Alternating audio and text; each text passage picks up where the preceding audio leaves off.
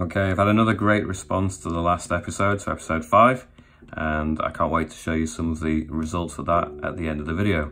If you're not familiar with the setup of this particular channel, you might have come away from my main channel, come over from the main channel. This channel is a collaborative effort. So what I do on the videos is I produce a drawing and I make it available as a file to download from my Patreon page. It's free to download, you don't have to become a patron at all. You work into the sketch, either as a flat image or I'm providing the Procreate and Photoshop files as well. You have roughly about a couple of weeks, a little less than a couple of weeks, about 10 days to send it back to me with the results that you've managed to come up with. So you add texture, colour, set it to a different sort of environment. Whatever you see the potential for, you can add it and then send it back to me. And I feature the results in a follow-up episode. So like I say, I'm going to show the follow-up results from episode 5 at the end of this video. But in the meantime, I'm going to be creating another doodle, a sketch on the iPad Pro with the Apple Pencil 2, if you're not familiar with it. That's not to say that you have to use the iPad to take part in the project. I imagine most people that have found their way over to the channel have some experience or investment in this particular product, but it could be that you print them off and work traditionally. I have absolutely no objection to whatever medium you want to use yourself. It's absolutely fine and great by me. In fact, it could be really interesting to see what traditional materials actually yield in terms of interpretation. So if that's the way that you prefer to work into these, then please feel free and go for it. There have been some really cool results from episode 5, so I think you'll really like them.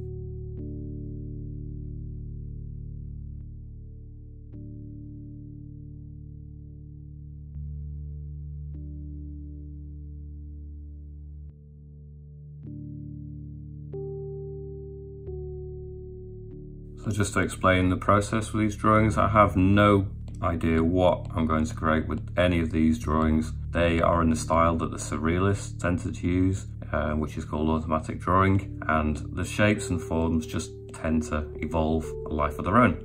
A lot of my artwork seems to be created that way these days. Now that's not to say that they don't end up resembling things at times, and after I've created initial kind of structure, shapes, composition that has been just made up on the spot, then I may look to render it with something that looks more real world, more convincing. So I've done in the past sort of organic matter like plants, trees, wood. I've also done things like fire and lava, done landscapes to set them in as well. So there's all sorts of things that you can apply to a sketch, a doodle, to make it more kind of real world. But it doesn't have to be. It could remain pretty abstract and doesn't have to resemble anything particular either. So it's all down to interpretation. What I've noticed from all the submissions so far over the first 5 episodes is that even though the kind of shapes that I gravitate towards tend to be a little bit repetitive, you tend to find that as an artist, is that you find form, shapes, subject matter that you gravitate more towards. By offering up my sketches, which in my head, I think that there's a certain similarity to them, but that hasn't stopped people interpreting them in all sorts of different ways that I wouldn't have anticipated. And I think that's the enjoyment of this kind of collaborative project, is it's not just my vision, it's what other people bring to the table as well. I really do hope the people that are contributing, that are getting involved, will stick with it for the journey as well, because I don't see this as a one-off venture. I think that I can grow from gaining more collaborations from other people, seeing how they could interpret it. I think it will ultimately affect the way that I work, but I'm also hoping that I might be able to push people into creative directions that they wouldn't have ordinarily gone down themselves as well. So I do think that it's a two-way thing that we can both learn from together as artists.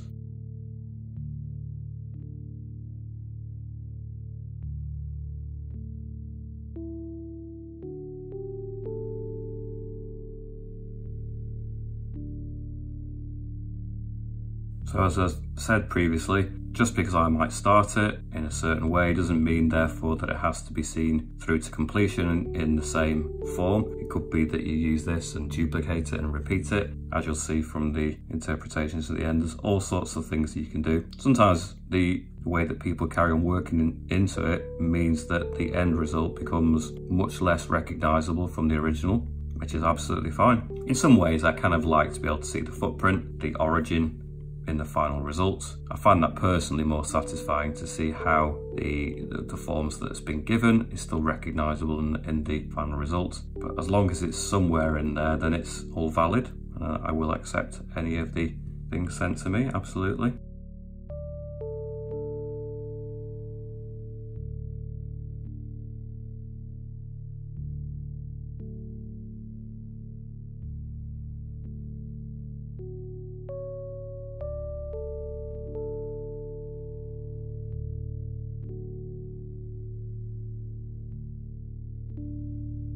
Obviously, I'm going to be reading the names out of everyone who's contributed. I'll be showing the artwork and giving the name. But if you wanted to integrate your name into the actual artwork, have a signature, clear name on it, that's absolutely fine too. I'll happily show the images if they've incorporated any sort of social media addresses onto them. I don't set any restrictions in that sense. So if you wanted to promote places where people can go and see the rest of you as an artist as well, then feel free to add your details onto the actual image that you send me, and that way people can find you more easily as well. So it's a two-way thing. The more people send work to me, the more I'm able to show it's a success for me, but I'm happy to send people in your direction as well, obviously. That's the way that I think true collaborations should be.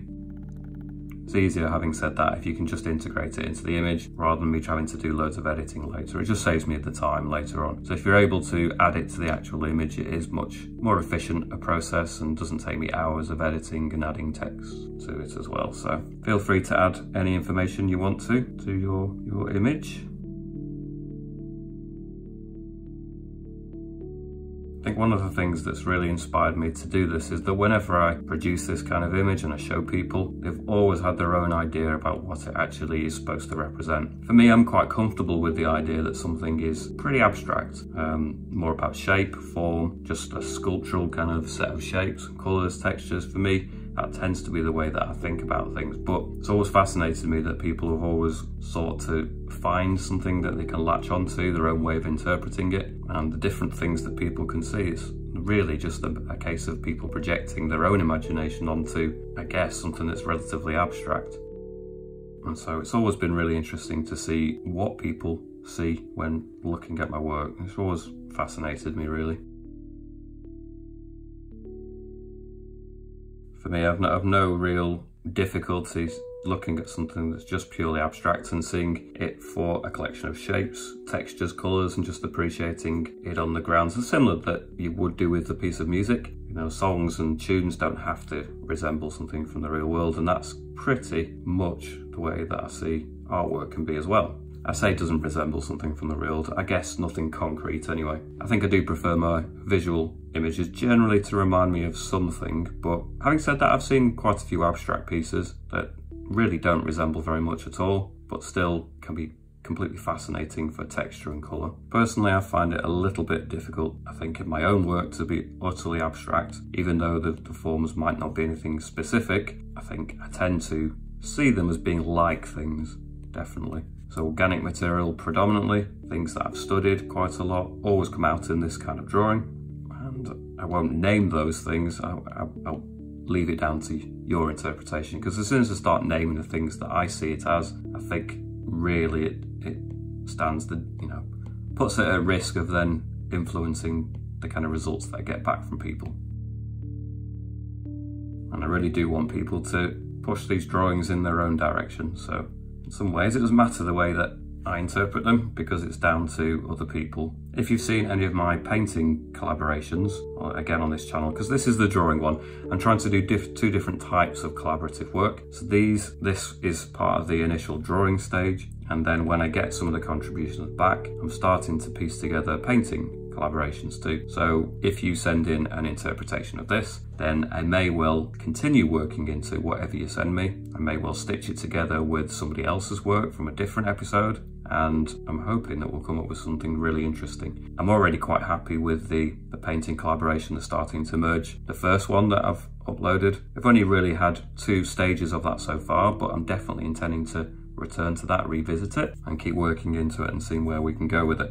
But I'm probably going to start another painting collaboration from what I get back from people fairly soon as well. Or I might just continue for another few parts to the current painting. I'm not sure. I'm going to leave it a little bit open at the moment. I've got a couple of ideas, things that I might carry on working into. Okay, I'm going to leave this particular drawing at that stage for this episode. It's now time to show you the contributions I received from last episode. But before I do show you them, I'll just remind you there is a link for my Patreon page down in the description where you can download this for free. And there will also be a Dropbox link down in the description, so when you've finished your contribution and you want to upload and send it to me, you can send it to the Dropbox link that's down in the description as well. You've got generally about 2 weeks, a little bit less than 2 weeks, to get them to me before I show the follow-up video. Okay, so let's have a look what people have sent me. Okay, this first contribution that's been sent to me is by Veronica L. That's all the information I have from you, Veronica.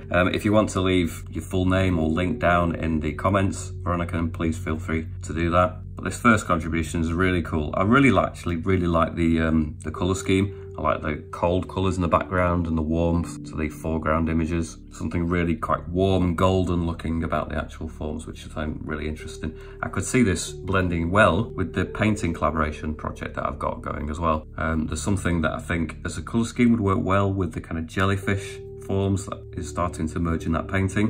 And I really like the sense of light and the shine on this particular version. I think is really interesting. Really like that, Veronica. I think you've done a great job. Thanks very much for sending it to me. Okay, this next contribution that's been sent to me is from Tally B. Again, Tally, if you want to leave your full name down in the comment section so people can look you up as an artist as well, and please feel free. Now Tally's done, interestingly, the opposite the colour scheme than Veronica. So Tally's got the warm colours in the background and the cool colours in the foreground. It's not been fully finished, but the suggestion of colours is really quite interesting. Again, I really like the contrast of the cool and the warm colours put together. And so we've gone from sort of warm, golden, like forms in the last image. These ones are, I can almost imagine them turning into more cold kind of ice type sculptures. So really appreciate that, Tally. Thanks so much for sending that in to me. Okay, the next contribution is from Susie Stockholm. Susie sent me a few contributions over the last few episodes, and this is another great image. I love the kind of style that Susie's managed to come up with. Really bold, flat colours, but there's something really fascinating about that as well. This kind of looks like something quite primitive, quite kind of tribal. I really like the kind of symbolism of the mother and baby and the snake in the mix as well. I think there's some really interesting things going off in this series. I really, really like this. The expressions make me laugh. The composition is interesting. This is nothing that I would ever have managed to come up with from my own imagination. So that's really cool. I can see the original forms in it still. So I think this is a really special, really nice version. That's fantastic. Thanks very much, Susie. Okay, we've got another crazy but brilliant interpretation from Stian Ritland. This is the second piece sent to me from Stian, and it's just as strong as the first one. It's really cool. So I can see the form that's been added to like a mask to the face of the strange alien looking person.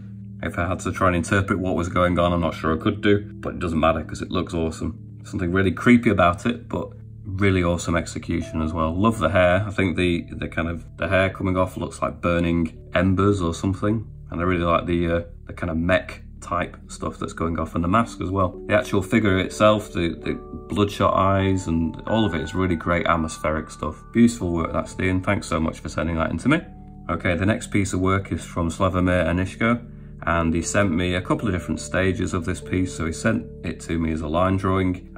Again, this is really cool. I love the fact that he's used the form and made it to the kind of the head of some strange humanoid but alien looking creature. So it's kind of the body of a person, but then it looks more like a crocodile or something strange on the top. I really like that idea. I think it's really cool. I like the way that the gaps, or the way I perceive them as holes in the actual form, have now start to resemble kind of teeth in the face of this creature. And then he sent me a more fleshed out version, a shaded version with a little bit of colour thrown in there for the mix as well. And both really fantastic. Really like that, Slavomir. So thanks so much for sending those in. Really cool work. Okay, the next piece of work is from Sean Benito, and this is pretty cool. I love the lighting, the colours.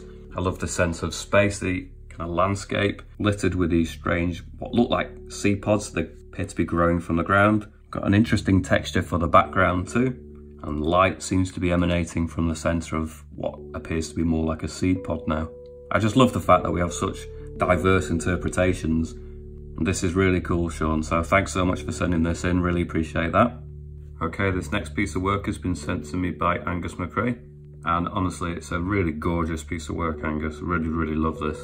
The colours are fantastic. The pinks, purples, blues and the oranges in there blend really well together, and the lighting is fantastic. Really sci-fi, very kind of Matrix-esque or Matrix-like, and I can see the forms that have been twisted. So the three main sort of blobs that are more in the foreground have been contorted and manipulated, but I can still see the forms within there, how they've evolved into this current image. But honestly, it's spectacular. Really epic piece of work.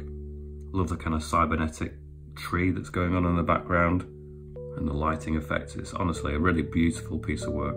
It's a very inspiring kind of picture. Makes you want to know what's going on in the background, with a strong sense of movement and sort of dynamic drama to it as well. Really love this, Angus. Thanks so much for sending this in. Keep up the good work. Okay, the next piece of work is awesome. From Piers McLeish, he's sent me an interpretation where the cluster of shapes has now become a kind of fist, a hand of a ogre giant by the looks of it, with a kind of knight in armour stood on the hand. Beautiful sense of atmosphere. The lighting is absolutely brilliant. Really subtle use of colour and light there, and it works beautifully, I think. But ogre expression is really quite menacing and works perfectly for the atmosphere and the kind of scene being portrayed. So fantastic work, Piers. Thanks so much for that. Okay, we've got another piece from Kenneth McLaughlin. I really love this, actually. I think this is really awesome. Again, something that I don't think I ever would have imagined. Something really creepy about it, but in a really cool way. It looks like we're in outer space, some kind of alien creatures with maybe space helmets on. I can see stars in the background up in the top left corner. Something very otherworldly. And the actual background, or the setting that they seem to be encased in, reminds me of kind of wood or kind of rock lava. I'm not really sure, but it seems to have enveloped them and wrapped them in some kind of strange structures. So I couldn't quite tell you what's happening in the scene, but it doesn't matter because it just looks really awesome. Really like that, Kenneth. Great contribution. Please keep sending them in. Okay, we've got another contribution from Karen Kluner, and we've got yet another kind of lizard type creature with sharp teeth in it. And this is really nice. Really subtle use of light and colour, but loads of detail in there. Really a fantastic amount of fine-tuned detail in there and textures. And a really beautiful piece of work, that, Karen. Really appreciate that. Again, very menacing, kind of lurking in the deep there. Looks like maybe it's deep down underwater. Beautiful piece of work. Really thanks. Okay, we've got another piece of work from John Arts. He's kept it quite abstract, but actually I really like this. So it looks like we've got some kind of glowing effect coming from the branches, and then we've got this main structure in the centre, the purple shapes. So it reminds me of something more organic, maybe something coral-like, perhaps something I could imagine being in a bio kind of luminescent environment, a bit like Avatar, I guess, in terms of the feel, but just beautifully rendered. I think it's a fantastic kind of atmosphere and lighting. I could easily see myself working into this. I could definitely see this being, you know, the potential start for the next or another painting collaboration. So really appreciate that, John. Thanks very much for sending that in. Okay, we've got another kind of sharp tooth creature coming into the mix. Again, another kind of alligator, crocodile type form. This piece is from Ian Cloffer, who's sent another couple of contributions into other episodes. And I really love this piece of work. Nice textures going off in the blue sections. We've got interesting sort of biotechnology going on. Creatures mixed with roots. I think that's really awesome. Thanks very much for that, Ian. Appreciate it very much. Okay, the next contribution is from Glenys Stott. A really fun submission for this one. Really vibrant, really colourful, with really funny expressions on the little people, little creatures that are in there. They're really nicely cocooned. Well, some of them don't look nicely cocooned. Some of the faces look quite horrified, in fact, but it does make me laugh. I don't think I ever could have come up with something like that from my imagination. So fantastic to receive this. Really nice, bright, vibrant colours and fun expressions on these. Really appreciate that, Glenys. So thanks for sending that in. Okay, another fun interpretation is from David Mihai, and David's having a bit of fun with this one. So again, we've got some kind of strange little, almost clam-like creature. Looks like something from Pokemon by the looks of it. I'm not well up on my characters from Pokemon, so I don't quite understand the reference, but visually, I think it's really cool. I like the kind of cross-hatching that's going off in the middle of the pink forms.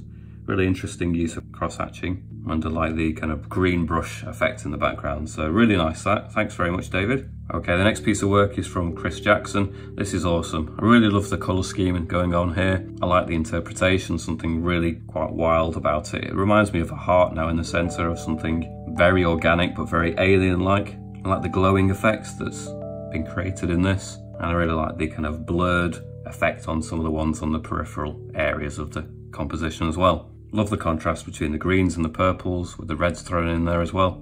Really dynamic sense of colours, really beautiful work. Thanks very much, Chris, appreciate that very much.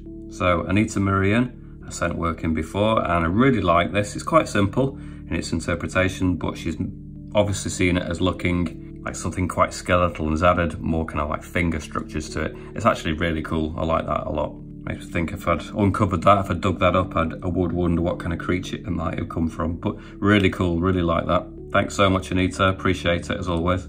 Okay, and this contribution is from Andre Peters. And again, this is quite similar to one of the earlier pieces sent to me by Kenneth. And again, we've got a cluster of figures. I don't think this is something that I ever would have interpreted, but it's kind of strange how similar the interpretation is. It's the other way around to Kenneth, but again, the cluster of images all sat together is just strangely reminiscent of that other interpretation from Kenneth. So you've done a fantastic job on this, Andre. I really like this. Something really quite strange about it almost. It reminds me of a kind of religious scene or spiritual scene, and somehow has a sense of occasion to it, which I think is really interesting. And we've also got the stars in the background, so it looks like something quite celestial or mystical. So fantastic work as always, Andre. Really thanks for sending that in to me. Appreciate it very much. Okay, so that's all the contributions sent to me from episode 5. If you want to take part in this episode, episode 6, make sure to check all the links down in the description for downloading it and uploading whatever version you manage to come up with. Please do send them to me over the next 10 days, and I'll be sure to follow up and showcase all the artwork that's actually sent to me. Can't wait to see what you come up with. Get creative, and I'll see you back here soon. See you later.